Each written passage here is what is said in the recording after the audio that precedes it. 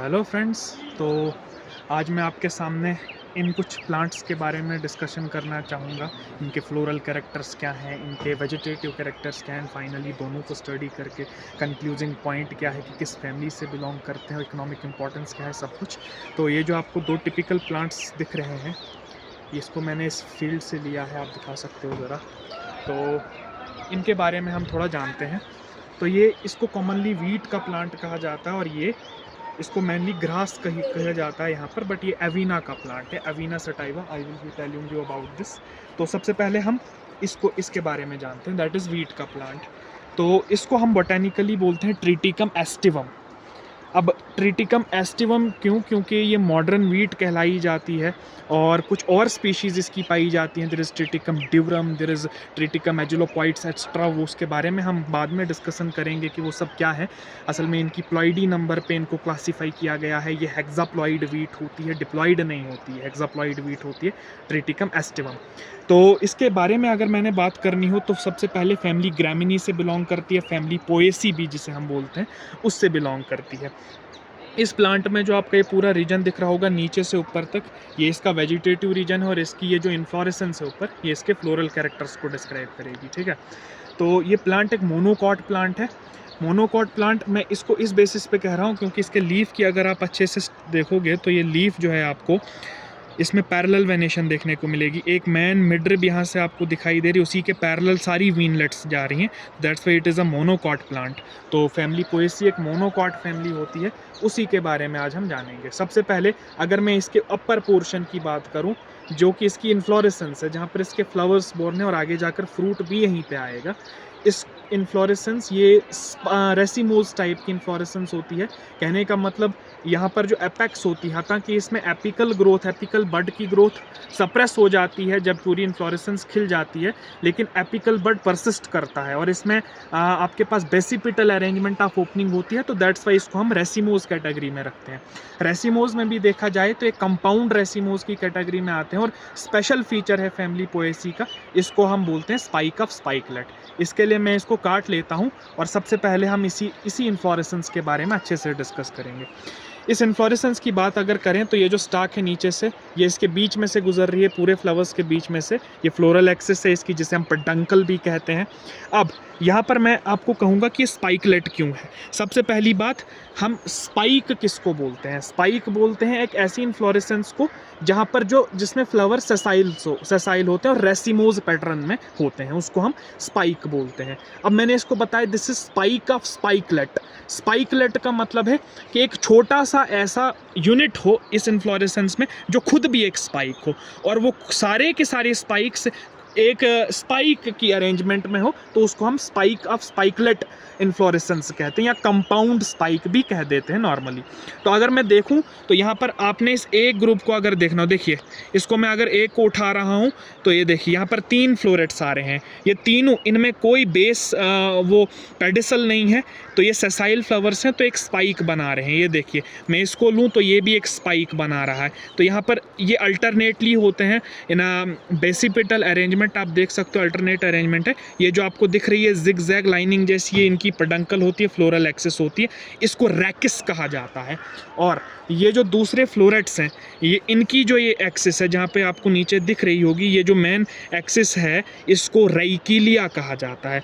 यहाँ से हमने इसको काटा है, यहाँ पर आपको एक छोटा सा ऊपर स्कार दिख रहा हो, उसको अपर एब्सिशन स्कार बोलते हैं, इसको लोअर एब्सिशन स्कार बोलते हैं। तो बेसिकली एक स्पाइकलेट है।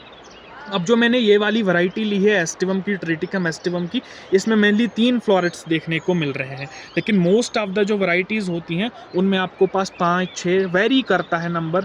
जो सबसे डेवलप्ड वैरायटी है हमारे पास एस्टिवम की, उसमें ये 6 नंबर के पाए जाते हैं फ्लोरेट्स, और ऐसी स्पाइकलेट अरेंजमेंट में होती है। अब मैं इसी स्पाइक, क्योंकि ये सारा का सारा इन्हीं से बना हुआ है, आप देख सकते हो कैसी अरेंजमेंट है इसकी डिफरेंट एंगल्स से। तो हम सबसे पहले इस एक स्पाइक को अगर अच्छे से जान लेंगे तो हमें पूरी की पूरी स्पाइकलेट का स्ट्रक्चर पता चल जाएगा। तो हमें इसके बारे में थोड़ा सा जानना पड़ेगा। तो इनके बारे में अगर हम जानें तो इनको हमने स्पाइकलेट का नाम बताया है। अब स्पाइकलेट, इस वाले स्पाइकलेट में हमारे पास 3 ही फ्लोरेट्स आते हैं। ध्यान रखना, इसको हम फ्लोरेट कहते हैं। ये जो इनकी एक्सिस है, क्योंकि ये 3 के ग्रुप में है तो ये भी इन्फ्लोरेसेंस है। ये जो इनकी एक्सिस है इसको हम राइकिलिया के नाम से जानते हैं। तो इन्हीं में हम देखेंगे, अब इन्हीं को अब थोड़ा सा हम गौर से देखेंगे। तो मैं कोई एक ले लेता हूँ इनमें से, ये वाला मैं ले लेता हूँ। देखिए, तो सबसे पहले इन वालों को, जो साइड फ्लावर्स हैं, ये अगर 3 के नंबर में पाए जाते हैं तो ये इनफर्टाइल होते हैं मोस्ट ऑफ द स्पीशीज़ में। भले इसमें इनफर्टाइल नहीं है लेकिन दूसरों में इनफर्टाइल होते हैं, और बीच वाला अकेला यहाँ पर फर्टाइल होता है, बाकी के स्टेराइल होते हैं। अगर मैं इनमें से एक को उठाऊँ, एक फ्लोरेट को, एक फ्लावर होता है बेसिकली, आप अगर ज़रा गौर से देखोगे तो मैं आपको थोड़ा सा दिखाना चाहूँगा यहाँ पर। तो ये देखिए, अगर आप गौर से देख पा रहे होगे तो यहाँ पे एक छोटा सा स्ट्रक्चर आपको दिखाई दे रहे हैं, ये वाले स्ट्रक्चर्स जो इनके बेस से अटैच्ड हैं, यहाँ पर इन फ्लोरेट्स की बेस से अटैच्ड हैं। ये देखिए, ये जो स्ट्रक्चर्स हैं, ये स्ट्रक्चर्स, ये असल में ब्रैक्ट्स का काम करते हैं। इनको हम बोलते हैं ग्लूम्स। ध्यान रखना, ये यहाँ पर फैमिली पोएसी का बहुत ही अच्छा फीचर है कि इनमें ग्लूम्स देखने को मिलते हैं। एक डायग्नोस्टिक फीचर है आई थिंक कि इनमें ये ग्लूम्स देखने को मिलते हैं। नॉर्मली एक फ्लोरेट के साथ 6 ग्लूम्स होते हैं। ये ग्लूम्स मैं आपको दूसरे स्पाइकलेट पे अच्छे से दिखाऊंगा। तो सबसे पहले हम इन स्पाइकलेट्स को हटा लेते हैं, साइड फ्लोरेट्स को हटा लेते हैं, और हम एक ही फ्लोरेट को आगे डायग्नोज करेंगे। तो इस फ्लोरेट को अगर आप देखोगे तो सबसे पहले इसमें आपके पास एक पॉइंटेड स्ट्रक्चर दिख रहा होगा। ये जो लंबा सा पॉइंटेड स्ट्रक्चर, इसको आन बोलते हैं, AWN। अब ये क्या है ये भी हम देखेंगे। ज़रा, तो सबसे पहले हम इस फ्लोरेट को खोलेंगे। तो इसके लिए मुझे नीडल की ज़रूरत पड़ेगी, आप हाथ से भी खोल सकते हो। ये देखिए, ऊपर से असल में जो फ्लोरेट्स होते हैं ये कवर्ड होते हैं बोथ सरफेसेस पे। ये देखिए, ये जो ऊपर के मैंने ये 2 खोले, ये ग्लूम्स के ऊपर दोनों स्ट्रक्चर आते हैं। ये देखिए ऐसे। ये जो नीचे वाला स्ट्रक्चर है ना, इसको पेलिया कहा जाता है, इन्फीरियर पेलिया कहा जाता है, ठीक है। और इस ऊपर वाले स्ट्रक्चर को सुपीरियर पेलिया कहा जाता है। ये असल में मॉडिफाइड ब्रैक्टियोल्स होते हैं। ब्रैक्ट्स अलग चीज़ है, ब्रैक्टियोल अलग चीज़ है। यहाँ पे ब्रैक्ट्स जो है वो ग्लूम है, और यहाँ पे ब्रैक्टियोल जो है वो पेलिया है, सुपीरियर पेलिया एंड इन्फीरियर पेलिया, ठीक है। अब इन्हीं पेलिया के अंदर अगर मैं देखना चाहूँ तो आपको ये स्ट्रक्चर्स दिखाई देंगे, जो कि सबसे ज़्यादा इंपॉर्टेंट स्ट्रक्चर है यहाँ पर। ये देखिए, सॉरी ये गिर गया है, मुझे दूसरे को लेना पड़ेगा। इसमें मैं आपको दिखाऊंगा। ये देखिए, ये जो आपको दिख रहे हैं ना स्ट्रक्चर्स, इनको हम ग्लूम्स बोलते हैं, जो कि ब्रैक्ट्स का काम कर रहे हैं यहाँ पर फ्लावर के पीछे। ये देखिए, ये जो सारे इधर से ये ग्लूम्स होते हैं, इनको ग्लूम्स कहा जाता है। इनमें से अगर मैं किसी एक फ्लोरेट को ले लूँ तो मैंने कहा था कि इसमें एक सुपीरियर पेलिया पाई जाती है, एक इन्फीरियर पेलिया पाई जाती है। अब जो इसमें सुपीरियर पेलिया होती है वो इनकम्प्लीट होती है, वो सिर्फ फ्लोरेट को कवर करती है, और जो इन्फीरियर पेलिया होती है वो आगे एक ऑन लाइक एक प्रोजेक्शन बनाती है। जो ये लंबा सा प्रोजेक्शन है इसको हम ऑन कहते हैं, ठीक है।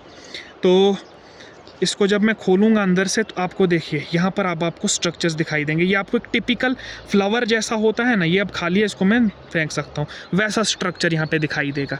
आप अगर गौर से देखें तो ये देखिए, ये जो आपको दिख रहा है ये स्ट्रक्चर, ये एंथर है, और ये आप अगर देख पा रहे होंगे ये धागे लाइक स्ट्रक्चर से बंधा हुआ है। इसको हम फिलामेंट कहते हैं। ये फिलामेंट, ये पोएसी फैमिली का फीचर है कि इनमें जो एंथर होते हैं इनको कहा जाता है these anther are versatile in their nature. और क्योंकि जो इनका फिलामेंट होता है, एक तो ये लॉन्ग है और दूसरा टेंडर है, और इनके सेंटर में जुड़ा होता है। तो जब ये मैच्योर हो जाते हैं ना तो ये इस फ्लोरेट से बाहर निकल जाते हैं, इस तरह से एक्सपोज हो जाते हैं हवा में। ये क्यों होते हैं? ताकि पोलन को ये एनीमोफिली के थ्रू उधर इधर एक्सपोज कर सकें और क्रॉस फर्टिलाइजेशन हो सके। ये इसका एंथर है, देखिए। तो इस एंथर ये पोलन ग्रेन्स को प्रोड्यूस करता है, मेल गेमेटोफाइट को प्रोड्यूस करता है। इसमें एक लॉन्ग स्टाक दिखेगी, फिलामेंट दिखेगी, और वर्सटाइल का मतलब है इसमें सीसा अरेंजमेंट होती है। सीसा अरेंजमेंट मीन्स कि अगर आप एंथर को फिलामेंट पे रखोगे तो वो ऐसे ऐसे मूव कर सकता है। एज ए रिजल्ट अगर हवा की करंट इधर से आई तो एंथर इस डायरेक्शन में भी डिस्पर्स हो सकता है, एंथर इस डायरेक्शन में भी डिस्पर्स हो सकता है, ठीक है। और इसका कैरेक्टरिस्टिक फीचर ये है कि जब आप इसकी फ्लोरल फार्मूला की बात करोगे ना, तो आपको मेंशन करना पड़ता है कि यहाँ पर एंड्रोशियम का जो वर्ल है, जिन्हें मैं स्टेमन्स कह रहा हूँ, वो सिर्फ 3 पाए जाते हैं, ठीक है। और यहाँ पर ये फ्रीली होते हैं, ठीक है। एपीफाइलस वगैरह कुछ कंडीशन वगैरह यहाँ पे कुछ नहीं होती। अब अगर आप गौर से देखोगे तो इनके बेस पर ये आप देख भी सकते हो 1 2 और 3 तीन ही यहाँ पर आपके पास ये पाए जा रहे हैं। These are stamen are the group of stamen is known as androecium. अब नीचे अगर आप देखोगे तो ये देखिए, ये जो वाइटिश सा पोर्शन आपको दिखाई दे रहा है ना, ये वाला, ये तो लो अपर ग्लूम है। इसको मैं अपर ग्लूम नहीं, सॉरी, ये पेलिया है, सुपीरियर पेलिया, इसको मैं फेंक दूंगा। मैं इसके बारे में डिस्कस करूंगा।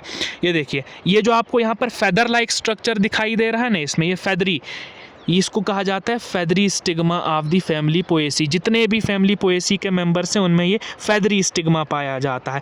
अब यहाँ पर तो ये थोड़ा बहुत इनकंस्पिकुअस है, लेकिन अगर आपने गौर से देखा होगा तो जिया मेस में, या जिसे मेज कहा जाता है, उसमें पूरे के पूरा वो बहुत लंबा स्टिग्मा होता है। असल में वो एक मोनेशियस प्लांट है जिसमें यूनिसेक्सुअल फ्लावर्स पाए जाते हैं। उसका जो अपर, सबसे ऊपर वाला पोर्शन, उसको टेसल कहा जाता है। जहाँ पर स्पाइकलेट ऑफ इन्फ्लोरेसेंस पाई जाती है वो मेल इन्फ्लोरेसेंस होती है। और नीचे आपने वो बाल जैसे देखे होंगे जो कि बुट्टे में पाए जाते हैं, बुट्टे को कॉब कहा जाता है, उन बाल्स को, उसको फेदरी स्टिग्मा कहा जाता है, जो कि पोलन के लिए रिसेप्टिव होते हैं। और वो उसमें सब म्यूसिलेजिनस एक्सक्रीशंस होती हैं जिसकी वजह से पोलन वहाँ पे स्टिक कर जाता है और आगे जाके वहीं से पोलन ट्यूब फॉर्मेशन होती है।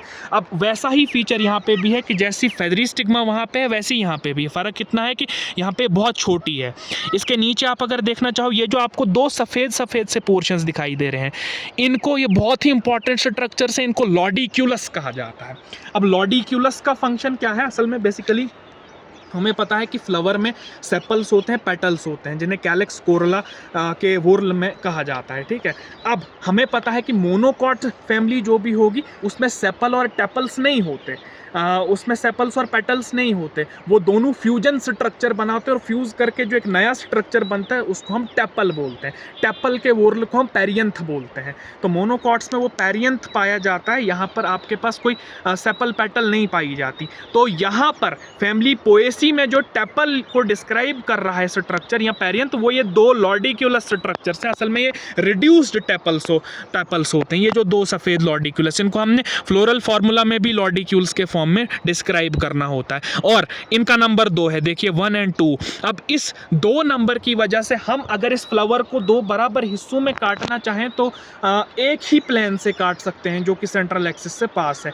यानी इसमें अगर हमें सिमेट्री की बात करनी हो तो this is zygomorphic symmetry or having bilateral symmetry. हम एक्टिनोमॉर्फिक फ्लावर की कैटेगरी में से नहीं रख सकते। उसके बाद आप अगर देखना चाहो तो यहाँ पर इनके बीच में, हालांकि वो विजिबल नहीं होगा क्योंकि बहुत छोटा स्ट्रक्चर है, वहाँ पर ओवरी होती है, जिस ओवरी में आपके पास डबल फर्टिलाइजेशन होकर आगे ओव्यूल और सीड बनेगा। और उस ओवरी में एक ही ओव्यूल होता है जो कि उसकी बेस पर होता है, इसलिए हम कहते हैं कि ओवरी में बेसल प्लेसेंटेशन है। ध्यान रखना, यहाँ पर स्टिग्मा सिर्फ एक है, यानी कोई भी फ्यूजन नहीं होगी किन्हीं भी स्टिग्मा की, यहाँ पे स्टाइल्स की फ्यूजन नहीं होगी यहाँ पे, ठीक है। तो हम कहेंगे कि यहाँ पे एपोकार्पस कंडीशन दिखाई दे रही है, ठीक है। सिनकार्पस तो हो नहीं सकती अगर से एपोकार्पस है और सिर्फ एक है तो उसे यूनिकार्पलरी या सिंगल कार्पल कंडीशन भी कहा जाता है, ठीक है। और बेसल प्लेसेंटेशन होती है, ओवरी के बेस पर आपके पास जो ओव्यूल होगा वो होगा जहां पर आगे जाके डबल फर्टिलाइजेशन का प्रोसेस किया जाएगा। उसके बाद आप जब स्ट्रक्चर में डिस्क्राइब करोगे तो आप सबको ये सब करना पड़ेगा। फ्लोरल फार्मूला की जब मैं बात कर रहा हूँ, सबसे पहले आपको लिखना पड़ेगा कि ये जाइगोमॉर्फिक का फ्लावर है तो परसेंटेज साइन देना पड़ेगा। उसके बाद बाइसेक्चुअल है क्योंकि स्टेमन वोर्ल भी है, आपके पास स्टिग्मा भी है। उसके बाद बाइसेक्चुअलिटी के बाद आप डिस्क्राइब करोगे कि यहाँ पर जाइगोमॉर्फिक कंडीशन। उसके बाद लॉडिक्यूल्स की डिस्क्रिप्शन दोगे तो आप पेरियंथ लिखोगे, नीचे 2 लिखोगे। अब फ्यूज्ड नहीं है लॉडिक्यूल्स तो आप उनको फ्रीली लिखोगे ब्रैकेट के अलावा। उसके बाद आप एंड्रोशियम को डिस्क्राइब करोगे कि एंड्रोशियम 3 होते हैं। उसके बाद गाइनोशियम को डिस्क्राइब करोगे कि गाइनोशियम एक ही होता है। और गाइनोशियम, यहाँ पे ध्यान रखना है, जो ओवरी होती है वो सुपीरियर होती है, ठीक है। यानी जो ओवरी है वो सबसे ऊपर होगी और जितने भी वोर्ल्स हैं वो उसके नीचे होंगे। अब जहाँ पे सुपीरियर ओवरी होती है उसको हम हाइपोगाइनस फ्लावर कहते हैं। 3 तरह के फ्लावर्स होते हैं, ये कैटेगरी हाइपोगाइनस फ्लावर में आती है जो फैमिली पोएसिए की हमने डिस्क्राइब की। तो ये सारी की सारी इंफॉर्मेशन थी स्पाइकलेट के बारे में। आप अगर थोड़ा गौर से देखोगे तो मैं इसके ऊपर आपको कुछ स्ट्रक्चर्स दिखाना चाहूँगा। ये देखिए, इसके अगर टॉप पे आप देखोगे जो पेडंकल है, ये आपको जो दिख रहा है स्ट्रक्चर, ये असल में इसका टर्मिनल या एपिकल बड है। और ये जो स्पाइकलेट्स निकलती हैं एक्सिलरी बड से निकलती हैं, ठीक है। ये जो एपिकल बड है ये अभी है तो सही यहाँ पर, लेकिन बहुत रिड्यूस्ड है, आगे जाके ये नहीं बन पाता। लेकिन अगर ये एपिकल बड मेरे पास फ्लावर में टर्मिनेट हो जाता तब जाके मैं इसे साइमोज इन्फ्लोरेसेंस कहता। लेकिन अगर यहाँ पे फ्लावर नहीं बन रहा है एपिकल बड में तो मैं इसे रेसिमोज में रखूँगा। और सबसे बड़ी बात जो इसे रेसिमोज कहने का क्राइटेरिया है कि इसमें जो बेस फ्लावर्स हैं ये मैच्योर पहले होते हैं और उसके बाद टॉप के फ्लावर्स मैच्योर होते हैं, ठीक है। तो basipetal arrangement is there, okay, या ओपनिंग ऑफ फ्लावर्स मैचुरेशन, एक ही बात आप उन्हें कह सकते हो। तो ये मैंने आपको इन्फ्लोरेसेंस इसकी डिस्क्राइब कर दी। अब अगर मैं इसी ट्रिटिकम एस्टिवम के इस प्लांट को लूँ जिसके बारे में मैंने पहले बताया था, तो इस प्लांट को आप देख सकते हो टिपिकल मोनोकॉट प्लांट है, कोई वेल डेवलप्ड स्टेम नहीं है इसमें जहाँ पर सेकेंडरी ग्रोथ देखने को मिले। तो जाहिर सी बात है कोई सेकेंडरी कोई यहाँ पर वुड शुड नहीं बनेगी। तो सिंपल टिश्यूज़ हैं, उन्हीं के बारे में अब हम देखेंगे। तो इसके बारे में जो आपने पहला कैरेक्टर स्टेम के बारे में याद रखना, आप यहाँ पे देख सकते हो कि इसकी स्टेम जो यहाँ से यहाँ आएगी उसके बाद यहाँ पे थोड़ी सी स्वोलन हो जाएगी। ये जो स्वोलन पोर्शंस हैं इनको नोड्स कहा जाता है, ठीक है। नोड्स कहा किन्हें कहते हैं, हमें पता है कि नोड्स हर प्लांट में मिलते हैं। नोड वहाँ उस स्ट्रक्चर को कहते हैं जहाँ पर वेजिटेटिव प्राइमोर्डियल मेरिस्टेमेटिक टिश्यू पाई जाती है, ठीक है।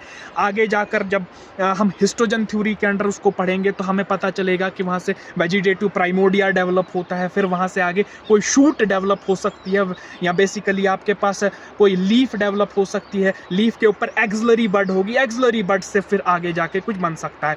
यानी बेसिकली नोड जहां पर भी होगा वहां पर आपके पास वेजिटेटिव मेरिस्टेमेटिक टिश्यू होगा, और जहां पर वेजिटेटिव मेरिस्टेमेटिक टिश्यू होगा वहां से आपके पास एक लीफ डेवलप होगी, जैसा कि आपको दिख रहा होगा। अब भले ही आपको ये नोड से ना दिखाई, ये बीच में दिखाई दे रही है कि यहां से अराइज हो रही है, लेकिन असल में इस नोड से अराइज हो रही है। इसको भी हम देखेंगे कि इसका क्या फिनोमेनन है।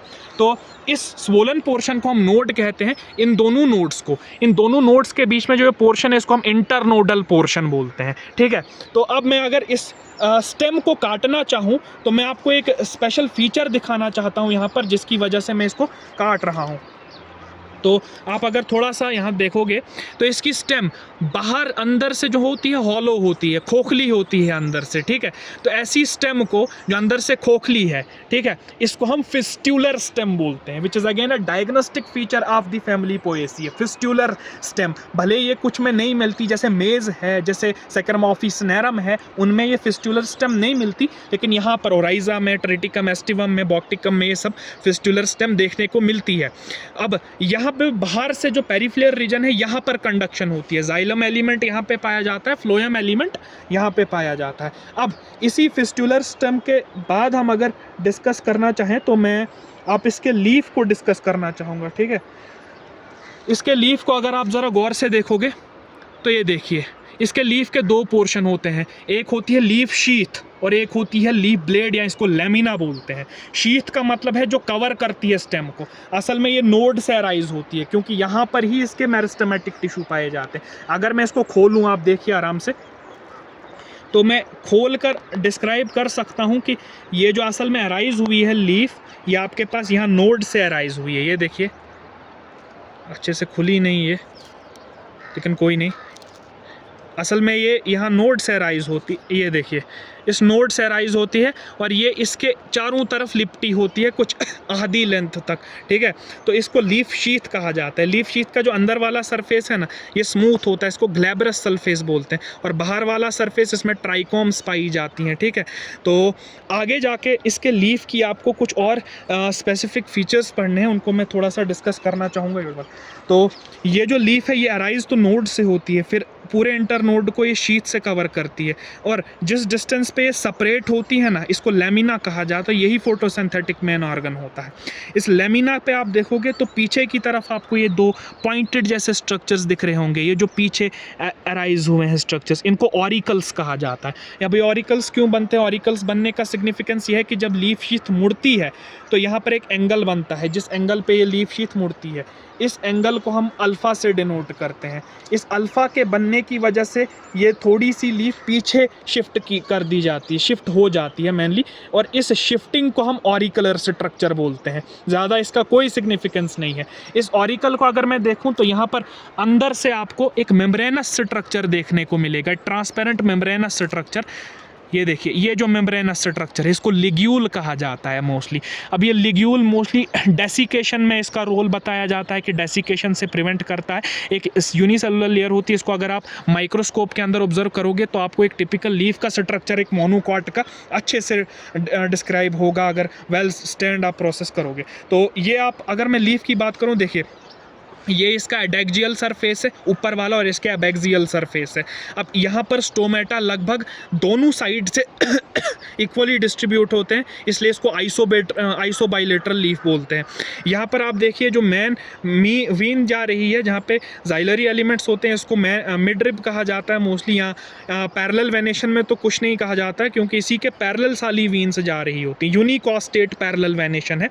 अगर मैं फाइलोटैक्सी की बात करूँ तो आपको दिख रहा होगा कि यहाँ पर एक पौधा, अगर एक लीफ अगर यहाँ पे है, एक नोड से अराइज हो रहा है, दूसरा लीफ दूसरे नोड से अराइज हो रहा है, तो जाहिर सी बात है अल्टरनेट फाइलोटैक्सी होगी। और अल्टरनेट भी ध्यान रखना है कि डाइस्टिकस कंडीशन में पाई जाती है। जब हम शिम्पर ब्राउन सीरीज़ पढ़ते हैं, स्केफर शिम्पर सीरीज़ होती हैं, जहाँ पर बताया जाता है कि ये जो नंबर्स डिस्क्राइब करते हैं, असल में इसको हमने ऊपर से देखना पड़ता है कि एक लीफ अगर यहाँ पर है तो दूसरी लीफ अगर अल्टरनेट स्पाइरल ले रही है, इसको हम जेनेटिक स्पाइरल बोलते हैं। एक लाइन यहाँ से ड्रा करनी होती है, एक लाइन यहाँ से, इनको हम ऑर्थो स्टिचेस बोलते हैं। तो यहाँ पे एंगल जो थीटा बनेगा वो 180 डिग्री का बनेगा, तो उसे हम डिस्क्राइब करते हैं 1/2 से। ऐसे ही पूरी सीरीज होती है जिसे हम शिम्पर ब्राउन सीरीज बोलते हैं। तो ये डाइस्टिकस कंडीशन होती है अल्टरनेट फिलोटैक्सी की। फिलोटैक्सी बोलते हैं अरेंजमेंट ऑफ लीफ की, किस तरह से लीफ मेरे पास अरेंज है। इसका एक स्पेशल फीचर ये भी है कि मैंने कहा तो सही कि ये फिस्टुलर स्टेम होती है, कि खोखली होती है अंदर से, लेकिन ये याद रखना है कि ये सिर्फ इंटर नोड में खोखली होता है। अगर मैं नोड पे इसको काटूं तो नोड पे खोखली नहीं होती, वहाँ पे ये फुल स्टेम होती है, जैसा कि आपको दिख रहा है ये स्ट्रक्चर, ये फुल स्टेम। इसको हम बोलते हैं, इसको हम नोडल डायाफ्राम बोलते हैं, जहाँ पर ये कवर होती है। यहाँ पे मोस्टली मेरिस्टेमेटिक टिश्यू होता है, ठीक है। इसका एलएस आप अगर काटना चाहोगे तो बहुत ही खूबसूरत आपको दिखाई देगा। ये मैंने ट्रांसवर्स सेक्शन अभी तक आपको दिखा रहा था। ये देखिए इसके एलएस में, देखिए यहाँ पर आपको एक सॉलिड टिश्यू देखने को मिलेगा जो कि पूरी स्टेम को कवर कर रहा है, लेकिन बीच में एक खोखली है, इसको हम फिस्टुलर स्टेम बोलते हैं। ऐसी स्टेम जहाँ पर आपके पास वेल मार्क्ड नोड्स और इंटरनोड डिस्टेंस पाया जाए और वहीं से लीफ अराइज हो इन एन अल्टरनेट पैटर्न, इसको हम क्लम स्टेम बोलते हैं। क्यूलम, CULM, क्लम या क्यूलम आप कुछ भी डिस्क्राइब कर सकते हो। तो ये थी डिस्क्रिप्शन ट्रिटिकम एस्टिवम के बारे में। ऐसा ही दूसरा प्लांट इसी से रिजेम्बलेंस खाता हुआ प्लांट ये भी है। इसे हम ट्रिटिकम की कैटेगरी में नहीं रखते। ट्रिटिकम ये है, भले ये भी पोएसी का ही प्लांट है, लेकिन इनकी इन्फ्लोरेसेंस से आप इनका फ़र्क देख सकते हो। इसमें जो इन्फ्लोरेसेंस होती है ना, स्पाइक ऑफ स्पाइकलेट है, लेकिन इसमें जो इन्फ्लोरेसेंस है ये है स्पाइक ऑफ पेनिकल्स, इसको कहा जाता है। असल अगेन रेसिमोज कैटेगरी है, लेकिन यहाँ पे पेनिकल किसे बोला जाता है? पेनिकल बोला जाता है कंपाउंड रेसिम इन्फ्लोरेसेंस को, कि यहाँ पर बेस में ओल्डेस्ट फ्लावर्स होंगे और टॉप पे जाओगे तो यंग फ्लावर्स आते जाएंगे, दैट इज़ बेसिपिटल अरेंजमेंट। और ये आपके पास अगेन यहाँ से क्योंकि ये तो मेहर रैकिस है ना, ये वाली जो पेडंकल है, इन वाली को आप देखोगे इसको सेकेंडरी रैकिस कहा जाता है, या इसी को राइकिलिया कहा जाता है, या सेकेंडरी फ्लोरल एक्सिस कहा जाएगा। इसको अगर मैं काटूंगा फिर आगे जाकर ये जो दो स्ट्रक्चर्स आपको दिखाई दे रहे हैं, इनको हम स्पाइकलेट्स बोलते हैं। इन स्पाइकलेट्स के अंदर आपके पास पाया जाएगा ये, असल में ये एक फ्लावर तो हम नहीं कह सकते, असल में इनमें दो फ्लावर्स होते हैं। अब ग्रुप ऑफ फ्लावर को हम इन्फ्लोरेसेंस कहते हैं। इसके अंदर अगर मैं जाऊंगा तो सेम स्ट्रक्चर जैसे अभी हमने डिस्कस किए, इसमें आन इतना डेवलप्ड नहीं होता। आपको ये दिख रहा होगा, ये छोटा सा आन है, ये जो असल में बाहर से मैंने अभी निकाले, इनको ग्लूम्स कहा जाता है। जो नीचे वाला होता है इसको लोअर ग्लूम कहते हैं, ऊपर वाले को हम अपर ग्लूम कहते हैं। इसके अंदर आपको मिलेंगे दो फ्लावर्स। आप इन्हें अच्छे से फिर जब ये मैच्योर हो जाएंगे तो तब ये विजिबल होते हैं। अभी इनको निकालना थोड़ा सा सख्त है। ये देखिए, बाकी सेम स्ट्रक्चर वैसा ही है जैसा मैं अभी तक डिस्कस कर चुका हूँ। अभी मैं बात कर रहा था ट्रिटिकम एस्टिवम की। मैंने कहा था कि इसकी कई वैरायटीज़ पाई जाती हैं, सिंगल वैरायटी डजंट एग्जिस्ट। तो वो मैंने कहा था इस बेसिस पे क्योंकि ये हेक्साप्लॉइड वीट होती है। हेक्साप्लॉइड का मतलब इसमें 3 सेट ऑफ क्रोमोसोम्स पाई जाती हैं, यानी टोटल 6 क्रोमोसोम्स एक ही यूनिट के होते हैं। टोटल 48 क्रोमोसोम्स पाए जाते हैं। अगर किसी टिपिकल ऑर्गेनिज्म को देखना हो, एनिमल्स को देखना हो, वो डिप्लॉइड होते हैं, लेकिन ये हीट हेक्साप्लॉइड होते हैं, यानी 6 सेट के क्रोमोसोम, 3 सेट के क्रोमोसोम्स पाए जाते हैं। हैप्लॉइड कंडीशन 3 की आएगी, इंसानों में सिर्फ 1 होती है। तो अब वो क्यों आई उसका एक अलग से टॉपिक है, एवोल्यूशन ऑफ हेक्साप्लॉइड वीट। मैं ब्रीफली डिस्क्राइब करूंगा। हुआ क्या था कि बहुत पहले जब एंजियोस्पर्मिक डेवलपमेंट हो रही थी, उस टाइम पे आपके पास जब मोनोकॉट्स का गोल्डन पीरियड था, तो हुआ कि आपके पास कि एक अननोन ग्रासेस की स्पीशीज़ थी, जिसे आज के नाम पे हम ट्रिटिकम एजिलोपॉइड्स के नाम से जानते हैं, उसी को हम ट्रिटिकम बॉक्टिकम भी बोलते हैं। तो वहाँ पर नेचुरल सिलेक्शन के थ्रू और जेनेटिक म्यूटेशंस हुई थी, तो वो स्पीशी, वो वाइल्ड वैरायटी थी, वो कन्वर्ट हो गई थी आपके पास ट्रिटिकम मोनोकोकम में, जो कि डिप्लॉइड थी और उसमें 14 क्रोमोसोम्स पाए जा रहे थे।